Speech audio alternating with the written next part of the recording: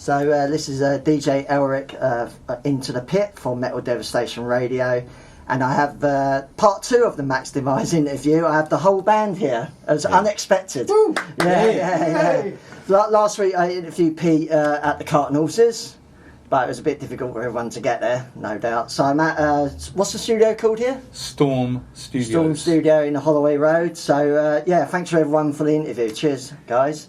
I'm just gonna, because I talked about all the like history and sort of the albums and all that kind of stuff. I just want to like just talk to the band and like how you got into the band, like, and your influences, all that sort of stuff. So can I just go around the band names and what you do in the band?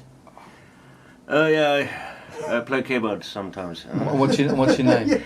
Marcus. My name is Marcus. Unfortunately, and I play keyboards. Or at least I try. My name's Jerome, I'm the bassist. I'm Philon, I play guitar.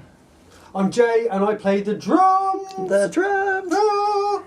I mentioned you like on the last... And Pete is here as well. Oh, no. You've done that. Pete is here. Yeah, when I was talking last week to Pete, I just... What struck me with the band was actually your drumming, as it goes. It's like it's just intensity. Well, how good it is or how rubbish it is? No, how good it is. It's your intensity. Thank you. I really liked. The first time I see you guys was at the Unicorn. I mentioned it like probably 10 years ago, something like that. And yeah, it's just like your intensity is great. And yeah. But you know, like I was talking last week, the band is very eclectic, very weird. 1 minute you're doing blast bits, next you're doing like something mellow, next you're doing something kind of groovy. Yeah, I just want to go through the band. Like, how did you get into the band? And why? I walked into a pub and Pete was there. Yeah. And he asked if I wanted to play keyboards, and I said, I can try. I pinned him against the wall in the toilets. Yeah. And I don't. Do you ask everyone that comes into the bar? Everybody that came in, I just said, "Do you want to play keyboards in this band?" And actually, the same tactics with everyone. and in that pub was Jerome doing an acoustic set. Oh right. Okay. You were doing that Chris Isaac tune.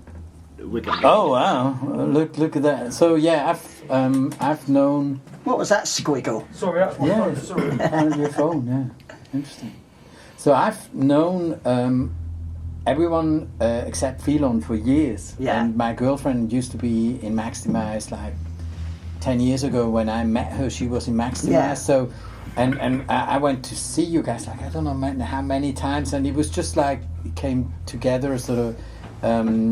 Pete said that they were looking for a bassist, and I said a little bit, almost like a joke, said, "Yeah, I could give it a go." And then Pete sort of took me up on it, and then I gave it a shot. And I've played like other instruments in the past, and playing bass just fucking rocks, man. So I love it. Yeah. It sounds like everyone was like just like on the moment giving it a go, see if you could do it almost. Like it's cool. I basically was looking for a drummer for my other band, which is not existing anymore. Doesn't exist anymore. So I registered on this portal and I was looking for drummer. I just explained what we do and how we play, and I play 7-string guitar. And Pete approached me, "Hey, would you try to join us?" And I said, "Yeah, let's give it a go." And that's how it started. It was really good. Cool. And nice. Yeah. You're the oldest member, aren't you, outside of... I'm the oldest member, yes. And weirdly enough, I mean, my story of joining the band is quite weird, actually, because I actually started as... I was a keyboard player as well. Really? Pete and the guitarist at the time turned up one day because I knew the guitarist and said, "Oh yeah, we've got this band. Do you fancy joining?" And I was like, "Yeah, okay." And it was like, "Oh yeah, what we're going to play?" And you actually didn't have enough people to play any tunes. So I on my computer, this is when Maxdmyz was like a techno-y type industrial band, and I was mucking around with computers, keyboards, etc., synths. So I rewrote 3 of the old backing tracks, which was Mother Blood, This Is This, and another one I can't remember. And I wrote them, so I started off as a synth player, just pressing the buttons and starting off the backing tracks. Yeah. And then Pete and the guitarist were playing along and stuff, and that went quite well. And then it was like, well, I'm actually a drummer. I don't really want to be doing keyboards. So I switched to drums, and I was really bad for about a year because I hadn't been playing for a long time. So I was setting off all the backing tracks in my head, playing along with the drums, and then there was the guitarist and Pete. And then a bassist, I can't remember who, come along. And There's then been so many, right? Yeah, there's been so many people. But yeah, I actually started off as the synth stroke. Yeah. You know, synth programmer. Yeah. And I was really bad at that. But we started off with three tracks that Pete had already recorded. Yeah. Mother Blood, This Is This. I can't remember what the other one was. Is it Forever Black? No. No. We wrote that a lot later. It was on one of your EPs. And I managed to nick samples out of that and put it all together without having his vocals on it and stuff. And so that's how that happened. And when was that? What year was that? I forgot. Fuck knows. 2003? No, earlier than that, I think. Was it earlier than that? Christ. Yeah. Late 90s maybe. 98, No, 99. couldn't have been then. 2000 maybe.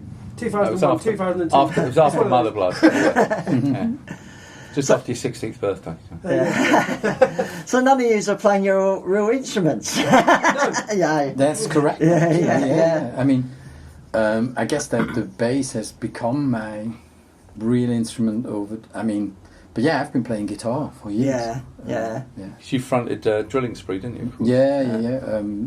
A lot of bands, and the last one was Drilling Spree, which was sort of a heavy rock band. Cool. So when you entered the band, Jamie, did it go into a more sort of metal direction, do you think? I think we talked about that anyway, didn't we? But I think it did, yeah. Once I sat on the drums and we were, mucking around with stuff, we were still doing a lot of the old Maxdmyz stuff, before I got into the band, which was all that Mother Blood type, very electronic, very with electronic, very heavy industrial, guitars, So I can remember when I first started playing Mother Blood, I'm just doing that on the kit while the synth was playing, and then I just started going, it's had a bit more there, It's like sticking blast beats in everywhere. Yeah, exactly.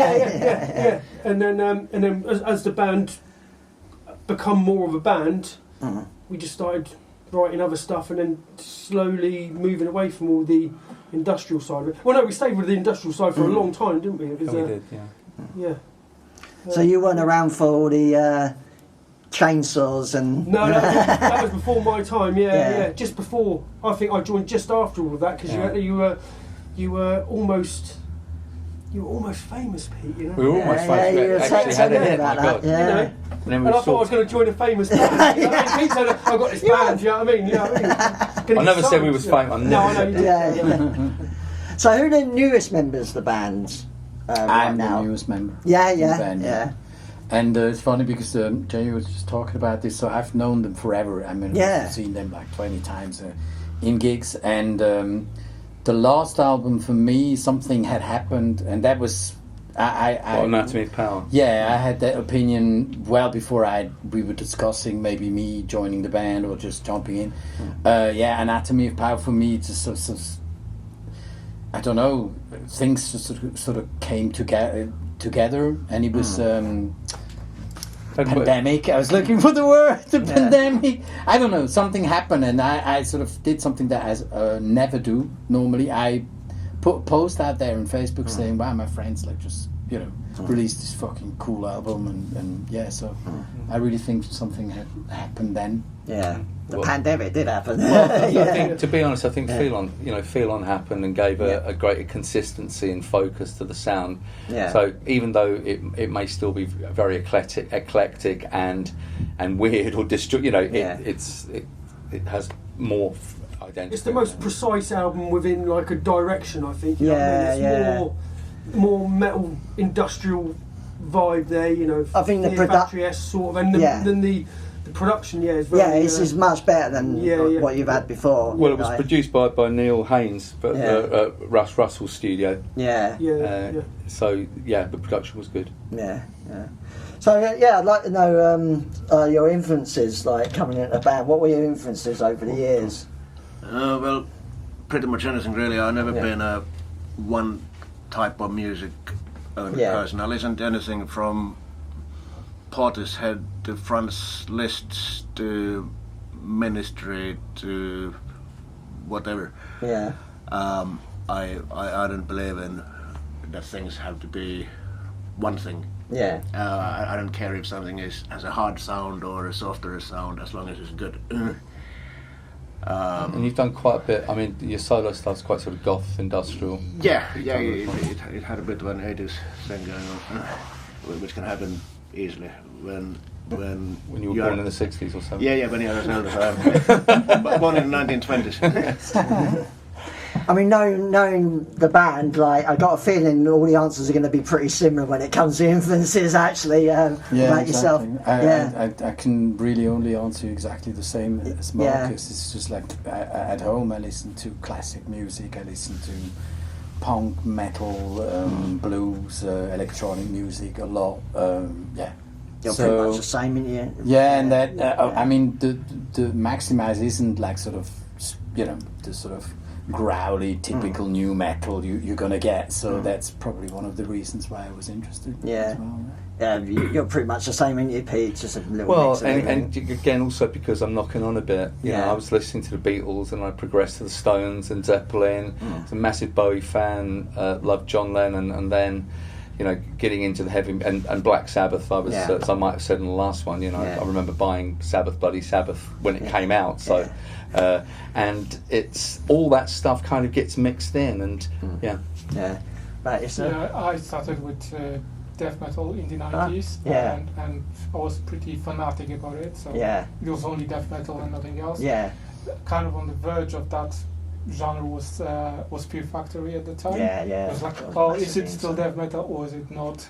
Definitely that first. It's definitely not. No. Definitely that first album. No, it's death metal. Exactly. Is it? Okay, Exactly. And then it actually everything changed later. So I went through like a 10 years of Dream Theater and Stevie Vai only. You go through phases of only listening to certain types. 10 years, only for 10 years. Only for 10 years. I remember it was from 10 years of that. It's Systematic Chaos. Systematic Chaos. That was the album. It's like, I don't know what it is. I need to listen over and over again. And then Stevie Vai as well. And then, kind of 10 years after that, I kind of went into everything else. I mean, recently Jerome Brink, Gently Giant on rehearsal. Gentle Giant. My dad was a huge fan of this. Another thing, what the hell is this? I really need to listen to it. He even likes jazz. I really like jazz as well. Classical. Doesn't make so did you check out Gentle Giant then? Well, that's quite jazzy.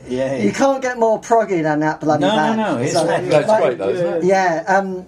My dad religiously used to play that live album. The live album, Gentle Giant, with the smashing glass, like, at the beginning. I just always remember that as a child. Cool. And then one minute they play a rock band playing rock music, and the next they all get their fucking flutes out. Then it's just crazy actually, stuff. It makes me think of, Einstürzende Neubauten. Similar kind of thing. You know, like trolleys anything on the stage, goes. and you sort of throw little pebbles at the trolley. Proper industrial. But then, a producer friend of mine was saying to me at the weekend, if you think about the Beatles, it's a long time ago, but they were there at the beginning, if you like. They even had different lead singers on songs. And even if you look at Zeppelin, there's a quiet song, there's a mellow song, there's a ballad, then there's a rocker. I think it's only really in recent times that we become, we're only going to show one part of our identity, and it's going to sound like this. Did you ever listen to Fear Factory's Concrete? That demo, that's almost like grindcore, isn't it? Like in its style, it's like really awesome. The question was, is it still metal? Is it hardcore or to whatever? You can tell they're Napalm Death influences on that. Good. What about you, Jamie?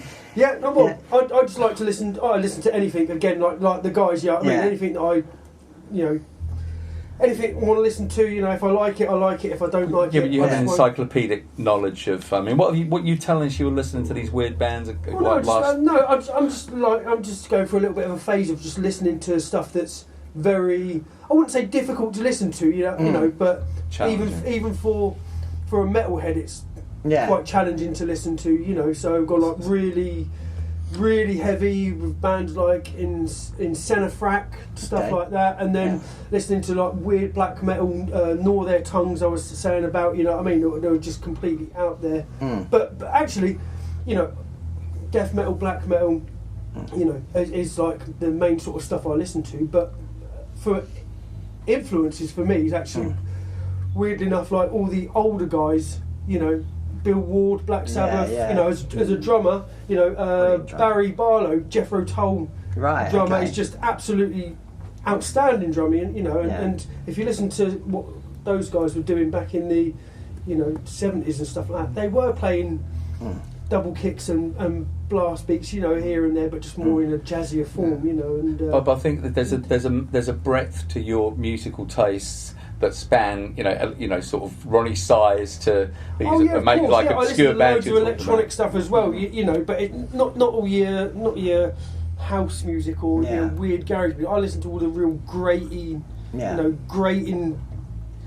you know, jungle and techno, you know, all stuff that's quite difficult to listen to, unless you're either really into it or you're on some real hardcore drugs. You know what I mean? But Jamie also was good at educating me. So coming from, you know, my age, coming from that classic rock background, if you like, then even I remember the first time I heard Metallica, it was quite challenging because it's so different from that sort of chorus, verse, bridge thing that I brought up with. Definitely would have been at the time. I remember he made me a death or a proper metal compilation tape, sort of sampler, and he said, just listen to that, educate yourself a little bit, and it had stuff like Origin on it and Nile. God, that drummer. Have you seen anyone faster than him? John Longstrip, it's unbelievable. He's very good. Very good. He's just stupid.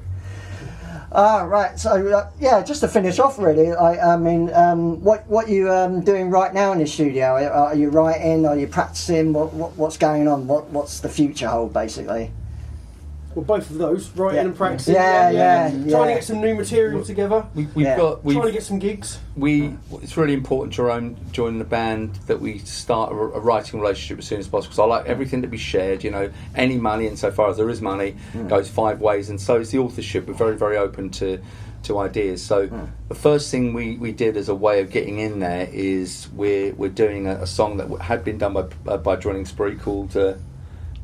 Play Till You Drop. Play Till You Drop. And that you was should know you were singing. No, but I was trying to. He's introduced you. And there's also a song that we currently just started writing, which we're very excited about. So it's writing. We're excited about both of them, aren't they? Well, we're excited. Play Till You Drop's quite in industrial, bit of pop. It's cool. We managed to do it something that works with Maxdmyz, because it was a bit of a challenge. I wasn't quite sure whether it was going to work, and it's really, really good. And we're just doing gigs as they come, and not really worrying about too much chasing the rest of it, because we're much more interested in getting some new music together. At this stage. So, like I said in the last interview, you were thinking of bringing out maybe an EP more than an album or separate songs, just because it's easier. I think this is our marketing guru. I think we will basically be releasing songs right now.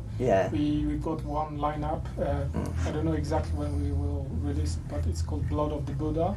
Okay. Well, we've got like an EP's worth of songs if we were to release an EP, but if we were going to release them, and the idea is that we will also record like a video with that and release everything together. So once we arrange that and we do it, then it will be released probably summertime, maybe early fall, something like this.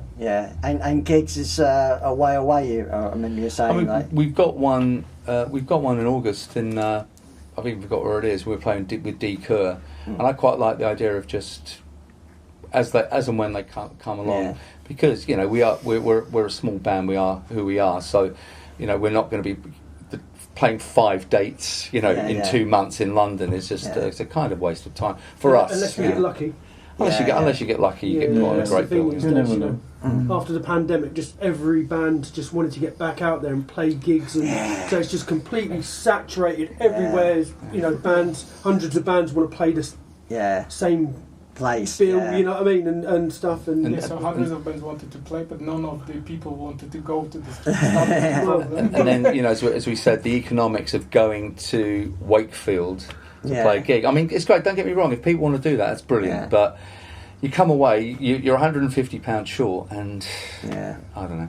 And exactly. But I think it's a cool idea to release songs, because when I joined the band, there was 2 songs that were actually ready, but that didn't make it on the album. No idea why, because they're fucking awful.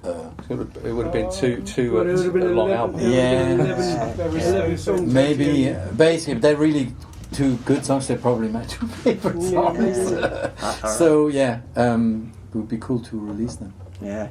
So not that you have a style, but the new songs.